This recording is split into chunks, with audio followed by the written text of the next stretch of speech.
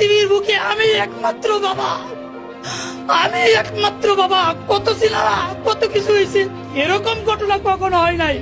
একটা মেয়েকে তার বাবার বুকের থেকে অস্ত্র থেকে বাস্তব নিয়ে আসা, এটা একমাত্র জীবন্ত সাক্ষী আমি। শেষ এই ছিদ্র দিয়া আমাকে পিস্তল দিচ্ছে, কাঙ্কিরপুর দরজা ছেড়ে দে, গুলি করে ধরে মেরে ফেলামু। গাজীপুরের মাওনায় ভয়াবহ ঘটনা। দরজা ভেঙে পিস্তল ঠেকে ইমামের মেয়েকে তুলে নিয়ে গেছে কিছু বখাটে। মেয়ের বাবা বলছিল, আমার মেয়ে দৌড়ে এসে আমাকে জড়িয়ে ধরে বলল, বাবা আমাকে হেফাজত করো, আমাকে বাঁচাও। পৃথিবীর বুকে আমি একমাত্র বাবা যে মেয়েকে হেফাজতে করতে পারলাম না। তারা 40-45 জনের মতো একটা গ্রুপ ছিল।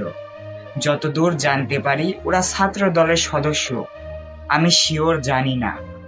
আমার গলায় পিস্তল ঠেকিয়ে আমার মেয়েকে নিয়ে গেছে।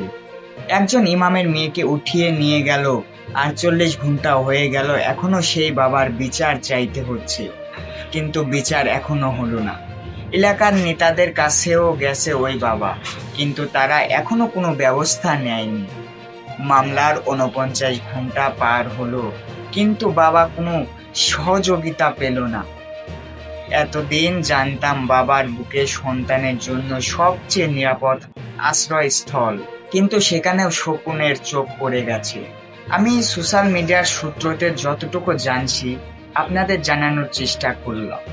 এমনকি আমি এটাও জানতে পেরেছি সোশ্যাল মিডিয়ার সূত্রে সেই মেয়ে এবং ছেলের নাকি সম্পর্ক ছিল, তারা নাকি লুকিয়ে বিয়েও করে ফেলেছে। কতটুকু সত্য মিথ্যা আমি জানি না, কেউ জানলে একটু কমেন্ট বক্সে জানিয়ে যাবেন।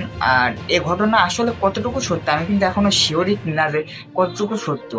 আসলে যদি এই ঘটনাটা হয়ে থাকে আমি তার তীব্র নিন্দা জানাচ্ছি, এবং আপনারা যদি কেউ সত্য ঘটনাটা জেনে থাকেন দয়া করে আমাকে একটু জানাবেন। ভালো থাকবেন সবাই, আসসালামু আলাইকুম।